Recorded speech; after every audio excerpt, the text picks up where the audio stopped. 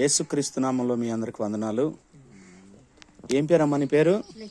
లక్ష్మి. ఇంటి పేరు సవలం లక్ష్మి. ఇది తెలంగాణ దమ్మపేట మండలం రాసూర్పల్లి అనే గ్రామం. ఈరోజు ఉదయకాల సమయంలో ఈ గ్రామానికి నేను వచ్చాను. వచ్చినప్పుడు ఈ తల్లికి దాదాపు ఒక 10 రోజుల నుండి కంటి చూపు పూర్తిగా కనబడట్లేదు, అసలు మనుషుల్ని గుర్తుపడట్లేదు. చాలా కష్టం అన్నమాట. ఇలాంటి తల్లికి ప్రార్థన చేసాం. ప్రార్థన చేస్తే నేను కూడా తెలుసు, నన్నే గుర్తుపట్టలేకపోయింది అసలు.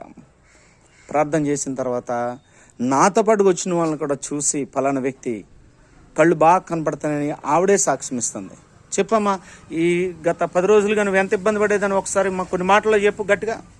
10 రోజుల నుంచి కళ్ళు కనపడక తిరుగుతున్నా, అసలు ఏం కనపడదు కాదు. బాధతో చురికి కూడుతూ వచ్చి ఎంతో ఇబ్బంది పడిపోతాను. దారి కనపడక, ఇటు ఏదో పని చేయాలని పని కనపడక ఇబ్బంది పడిపోతున్నాను.